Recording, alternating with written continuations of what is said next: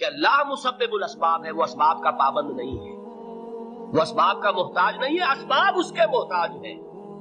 اگر یہ یقین ہے تو اللہ پر ایمان ہے، یہ نہیں ہے تو تمہارا ایمان اسباب پر ہے، وسائل پر ہے، ذرائع پر ہے، مادیات پر ہے، اللہ پر نہیں۔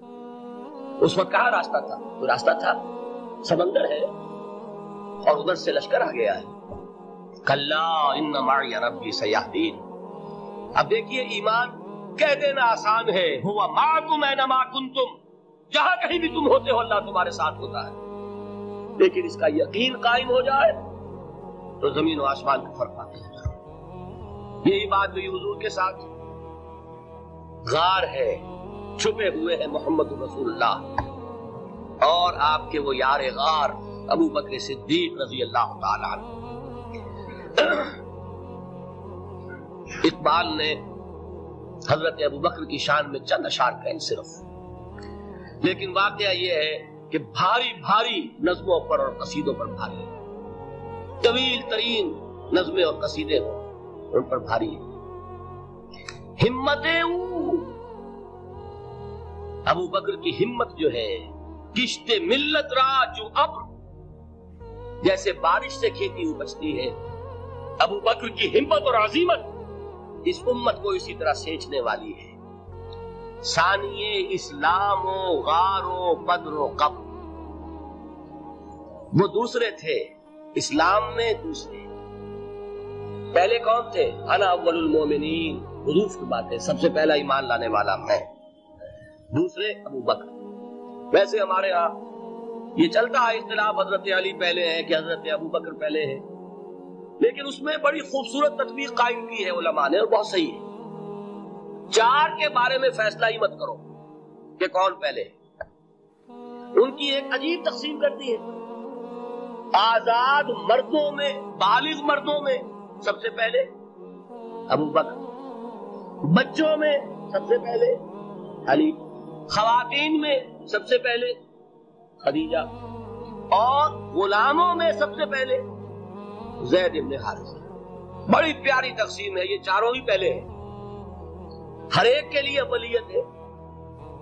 اور واقعہ یہ ہے کہ اگر زمانی اعتبار سے تعین ہوگا تو پہلے خدیجہ الکبریٰ آئیں گی رضی اللہ تعالیٰ عنہ، کسی اور سے بات کرنے کی نوبت بعد میں آ سکتی ہے، پہلے تو اہلیہ محترمہ سے بات کی، آتے ہی پہلی وحی ہوئی ہے، ابھی تبلیغ کا حکم نہیں تھا، کس کو بتایا واقعہ؟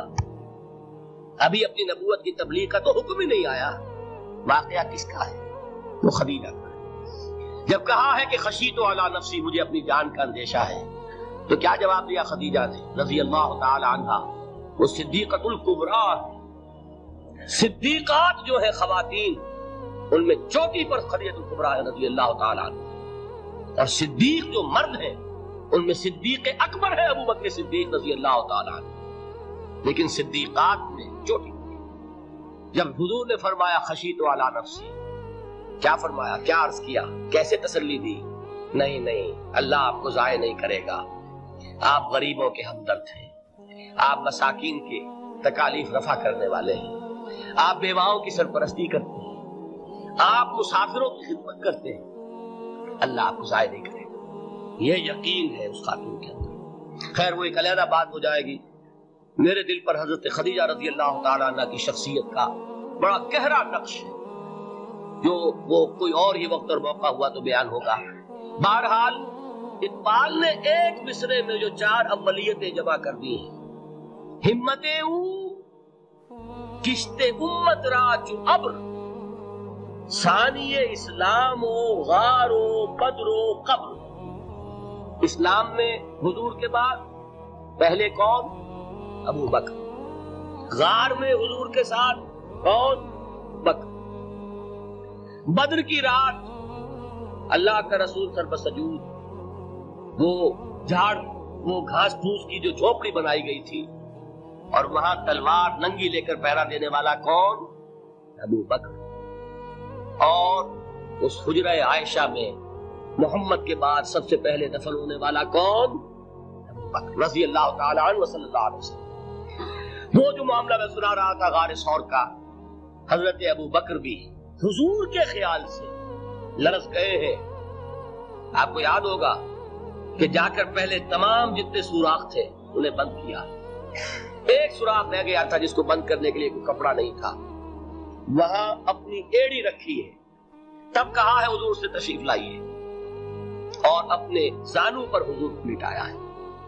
اور وہاں کسی موذی جانور نے کاٹا ہے. حضور کی آنکھ لگ گئی تھی. اس وقت اس بل کے اندر جو بھی بچھو ہے کیا ہے واللہ عالم اس نے کاٹا ہے. اس کی تکلیف کی وجہ سے ابو بکر کی آنکھوں سے آنسو ٹپک گئے. حضور کے چہرے مبارک پر پڑے ہیں تو حضور جاگے ہیں معاملہ کیا ہے. ایڑی نہیں ہٹائی وہاں سے. مبادا وہ جانور وہاں سے نکل کر محمد الرسول اللہ کو کوئی غضب پہنچا دے. ابو بکر کی ایڑی ہے جس طرح چاہے کھا لے ختم کر دے جان نکل جائے تب کوئی آنچ آئے محمد پر تو آئے. لیکن جیتے جیتے وہ ہے ابو بکر. حضور کے خیال سے اس وقت حضور نے پھر اپنا لعاب دہن لگایا ہے اور اس سے پھر آپ کی تکلیف ختم ہوئی. جیسے خیبر میں حضرت علی کی آنکھ دکھ رہی تھی اس کو جو شفا حاصل ہوئی وہ بھی حضور کے لعاب دہن سے ہوئی. تو بہرحال اس وقت انہوں نے کہا ہے کہ اے نبی یا رسول اللہ اگر اس وقت ان میں سے کسی نے غیر ارادی طور پر بھی اپنے قدموں کی طرف جھانک لیا تو پکڑے جائیں. کیا جواب تھا اللہ کے رسول کا؟ لا تحزن ان اللہ معنا. اللہ ہمارے ساتھ ہے کیوں گھبراتے ہو؟ یہ ہے ایمان باللہ. میرا مالک اللہ، میرا رازق اللہ، میرا محافظ اللہ، میرا مددگار اللہ، میرا پشت پناہ اللہ، میرا دوست اللہ. یہ دوستی ہے اللہ کی جو لب لباب ہے، حاصل ہے ایمان کا. اسی کا نام ولایت ہے. اولیاء اللہ کے سروں پر سینگ نہیں ہوتے. جس کے دل میں ایمان راسخ ہو چکا ہو وہی اللہ کا ولی ہے. جسے اللہ پر یقین ہو چکا ہے وہی اللہ کا ولی ہے. جسے یقین ہے اللہ میرے ساتھ ہے، میرا مددگار، میرا پشت پناہ، میرا ساتھی، میرا دوست، میرا محبوب، میرا محب. اللہ اہل ایمان سے محبت کرتا ہے. واللہ یحب الصادقین. ان اللہ یحب الذین یقاتلون فی سبیلہ صفا کانہم بنیان مرصوص. اللہ محبت کرنے والا، اہل ایمان محبوب، اور اہل ایمان محبت کرنے والے اللہ محبوب. والذین آمنوا اشد حبا للہ. آپ تصور کیجئے جسے یہ رشتہ ایمان یا رشتہ ولایت حاصل ہو جائے، الا ان اولیاء اللہ لا خوف علیہم ولا هم یحزنون. آگاہ ہو جاؤ، اللہ کے دوستوں کے لیے نہ کوئی خوف ہے نہ کوئی حزن ہے. اور میں بیان کر چکا تھا خوف اور حزن کے خاتمے ہی کا نام امن. زوال خوف، زوال حزن. یہ خوف اور حزن کیوں آتے ہیں بار بار؟ اللہ تخافوا ولا تحزنوا دونوں آ گئے. الا ان اولیاء اللہ لا خوف علیہم ولا هم یحزنون. پھر وہی تو وہ کیوں ہے؟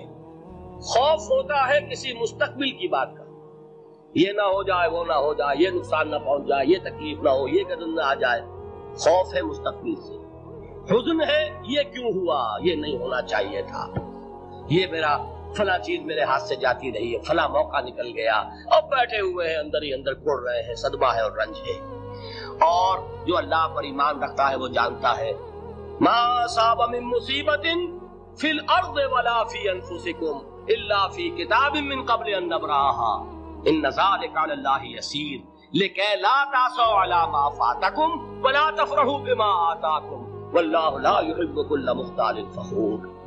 اس زمین میں یا تمہاری جانوں میں کوئی تکلیف، کوئی مصیبت نہیں آ سکتی سوائے اس کے کہ جو اللہ نے لکھ دی ہو اس سے پہلے کہ وہ ظاہر ہو. جس کو یہ حقیقت معلوم ہو گئی اس کو یہ طرز عمل اختیار کرنا چاہیے.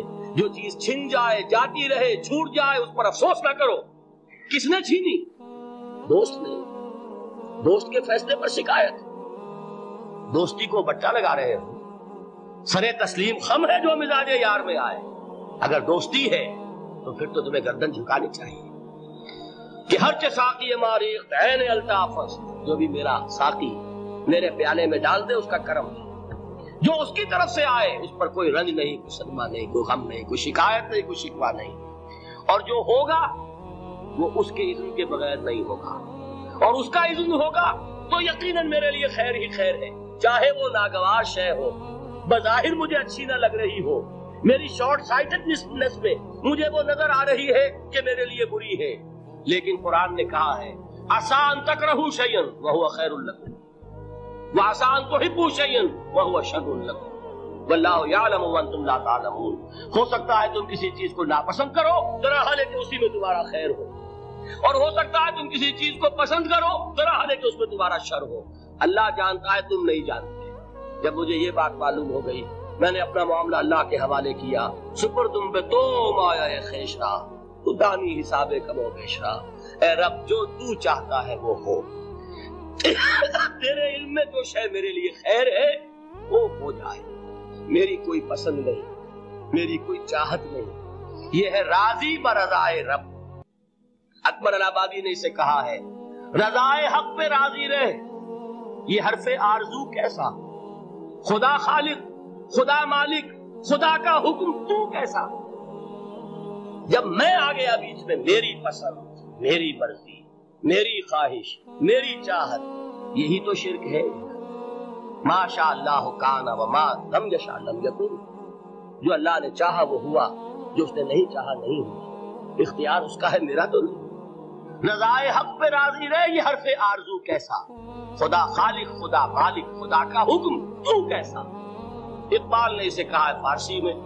अब आप कहें उसका तर्जुमा भी करो तो वो मुझे जरा इस वक्त कुछ बहुत ही बदज़ौक़ी किसी बात नजर आएगी। जाइए पूछिए किसी से जिसे फारसी आती है। मरू कशीद पे जाके हस्तबूद मरा, चेउ कहा के मकामे रजा कशूर मरा। मुझे तो तमाम पेचो खम से निकाल दिया इस मकामे रजा ने। मैं राजी बरज़ाए रब हूँ, जो फैसला उसका मैं उस पर राजी। तो कहाँ का हुज़्न और किसका खौफ। यही ज़वाले हुज़्न और ज़वाले खौफ, यही है अमन, ये नतीजा है ईमान का। तो जान लीजिए, ये है रुब्बे लुबाब, ये है हासिल ईमान का। ये है तो ईमान है, ये नहीं है तो ईमान